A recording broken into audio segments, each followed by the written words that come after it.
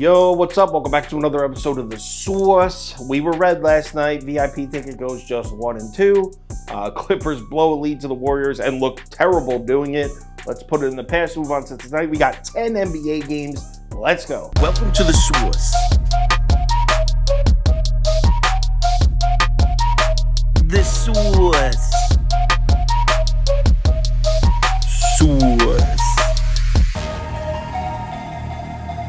Hey, get the Source. First up, Orlando on the road in Charlotte. This is a 7 p.m. start time. Total set at 227.5. And this line opens up at Charlotte +4. Public is huge on the Magic here. Everyone's on Orlando. This line actually drops from 4 down to 3.5 for a little bit. Looks like it's come back up to 4 though. Let's take a quick look at our spreadsheet. According to the model, the line for this game should be Charlotte minus 2.47. So that's a huge lean on the Hornets, like a 6.5 point lean on the Hornets. However, the model doesn't take into consideration that LaMelo Ball is hurt. Let's give the Hornets some credit. The other night was their first game since LaMelo Ball got hurt, and they really played pretty decent. I mean, I know the final score, they lost by like 16, but they played the loaded Suns with Kevin Durant making his debut, and they kept it pretty close. They brought it within 6 points in the fourth quarter. These two teams, Orlando and Charlotte, are actually weirdly similar efficiency-wise. This is since February 1st. Defensively, they're 9th and 10th. Offensively, they're 24th and 27th. Injury-wise, obviously, we know LaMelo Ball out for the season, but also PJ Washington out for Charlotte, Jonathan Isaac out for Orlando. Actually, I believe they're both listed as doubtful, so that's pretty much out in today's NBA. So both teams missing a forward. Betting this game comes down to a simple question. That Hornets winning streak, they just won 5 in a row.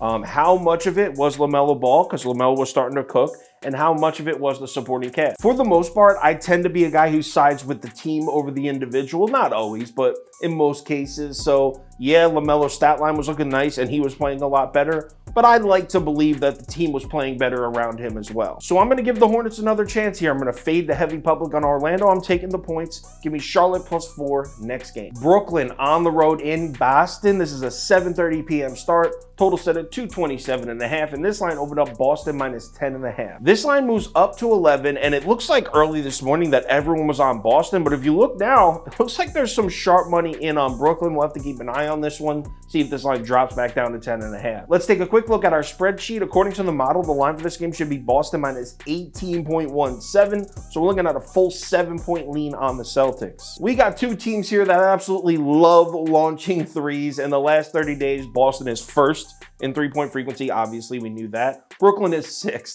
We're going to see a ton outside shooting in this one. And to make it even more exciting, neither of these teams are particularly good at defending the outside shot right now. In the last 30 days, Brooklyn is 26th against the three, Boston just 17th. As far as picking a side, I don't have the balls to bet Brooklyn right now. I took them +7.5 against the Knicks the other night. I thought it was a safe bet, got rocked.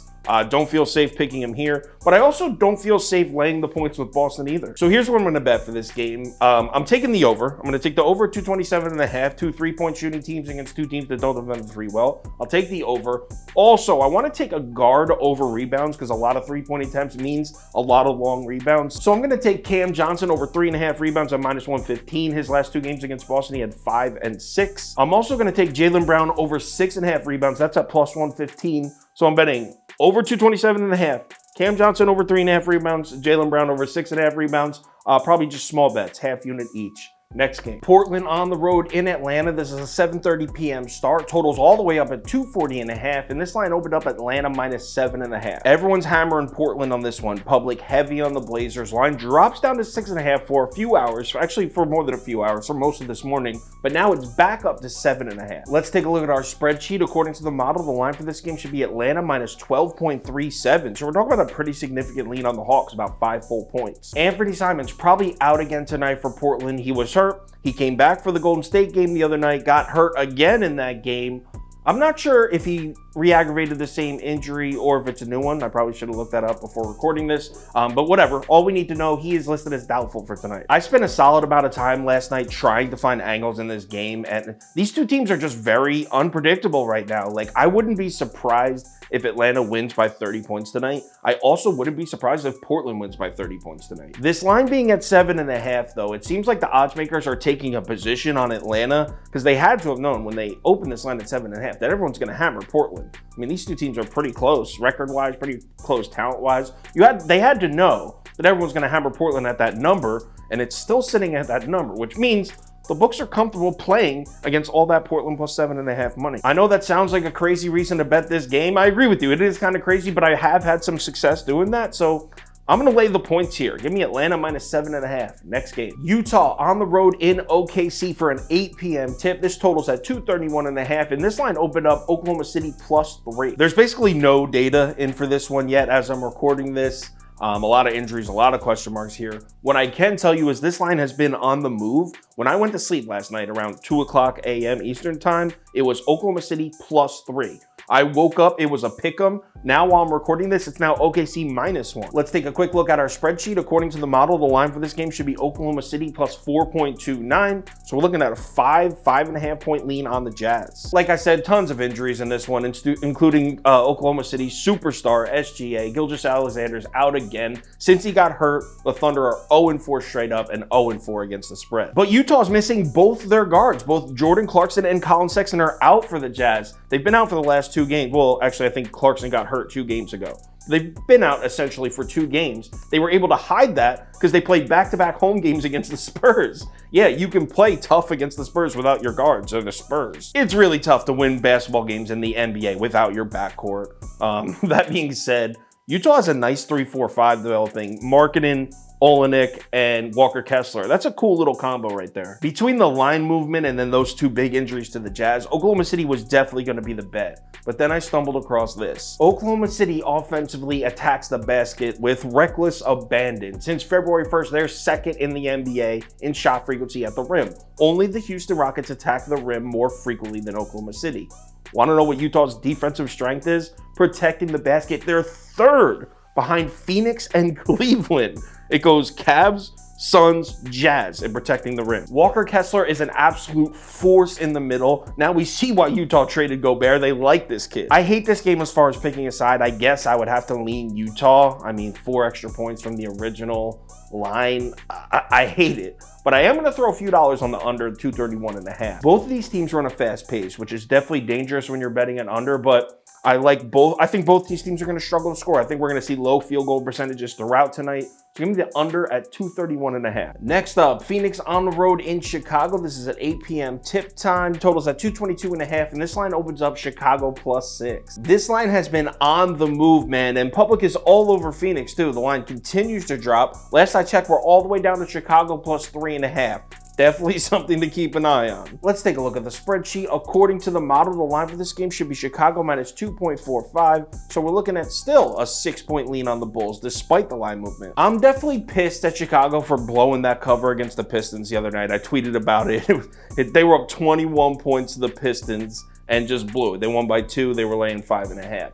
That being said, that was more a case of them taking their foot off the gas. I mean, they controlled and dominated 90% of that game. Chicago's still playing defense at an elite level. Even in the loss to Toronto a few nights back, they played great defense in that game.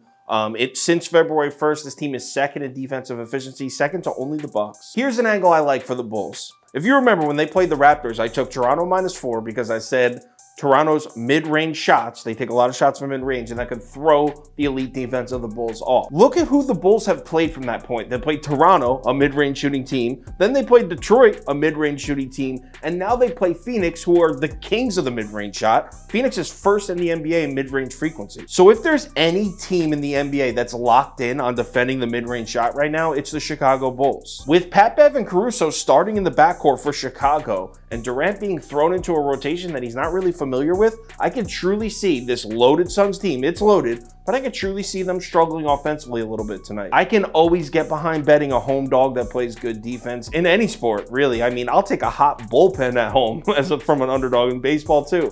So I'll take the Bulls here. Pissed I didn't get it at 6 though. Give me Chicago plus 3.5 next game. New York Knicks on the road down in South Beach, 8 p.m. tip. Total set all the way down to 215, and this line opened up Miami minus 1. Another line that's on the move. It's moved 4 whole points. We're now looking at Miami plus 3 at home. Public is pretty even, slightly leaning towards the Heat. Sharp money all over the Knicks. Let's take a look at our spreadsheet. According to the model, the line for this game should be Miami plus 16.82. So a massive lean on the Knicks. That just shows you how good the Knicks are playing analytically right now. Quick description here. The Knicks have won 7 straight games. They're 8-1-1 against the spread in their last 10. They're also 20-10 against the spread on the road this year, best in the NBA. And Jimmy Butler might not even play. So yeah, I'm going to lay the points on the road. I'm riding with my Knicks. Give me Knicks -3 next game. Pelicans on the road in Golden State, 10 p.m. start. This is a 230.5. That's where the total set at. Line opened up Golden State -5.5. Public is all over the Warriors in this one, as expected, but the line actually drops. We're now looking at Golden State -4.5. Let's take a look at our spreadsheet. According to the model, the line for this game should be Golden State -4.92. So basically no lean at all there. Golden State's having a real nice little homestand right now. That being said, the days of blindly betting Golden State at home, that's December's trend. I mean, Golden State's just 6-4 against the spread in their last 10 at home. People are always like a month or two late with the trends, like they still are riding trends from 2 months ago. There are a lot of teams that have been way more profitable than Golden State recently at home. Golden State obviously on a back-to-back. They played last night, came from behind to beat the Clippers. In their last 3 back-to-backs, they're just 1-2, and their only win was home against the Rockets. Valanciunas returns to the lineup for New Orleans tonight, which is huge in this matchup because that's Golden State weakness, protecting the basket. Warriors opponents since February 1st are hitting 70.6% of their shots at the rim. That's 28th in the NBA. Warriors have played 4 straight home games and they've won all 4, but look who they played. Clippers, Minnesota, Portland. They've played teams who are down to come in here and get into these 3-point shoot-off matches with the Warriors. That's almost the exact opposite of what the Pelicans are going to try to do tonight. They're just 26th in 3-point frequency since February 1st. This New Orleans team doesn't shoot a ton of threes. They're trying to take the ball inside, shoot mid-range shots. They're 5th in mid-range frequency. They're trying to take the ball into the belly of this Golden State defense. I'm not saying the Warriors can't handle it. I'm just saying it's completely different than what they've seen recently. I'm rolling with the Pellies again. They were my top bet the other night against Portland. I'm backing them again tonight. I know everyone, oh, you can't fade Golden State at home. I love playing against those people like that. So I'm fading them. Give me New Orleans +4.5 next game. Memphis on the road in Denver. Game of the night. This is a 10 p.m. start. Total set at 234, and this line opened up Denver -6. Not much data at all in for this one, which is weird. I can tell you the line has dropped, and it's been faltering between 5 and 5.5. As I'm recording this, I think it's sitting at 5.5. Let's take a look at our spreadsheet. According to the model, the line for this game should be Denver -7.45. So we're looking at about a 2-point lean on the Nuggets. Like I said, game of the night, 1 seed versus the 2 seed, and there's a revenge element to it. These teams just played a week ago. Memphis beat up on the Nuggets 112 to 94, I think it was, but that game was in Memphis. This one's in Denver, and we all know how good the Nuggets have been at home. The Nuggets are 22-1 in their last 23 home games. That's just silly. As far as matching these two teams up on the court, I actually think the matchup advantage goes to Memphis here. Denver statistically is so well-rounded. They're basically good in every category except one.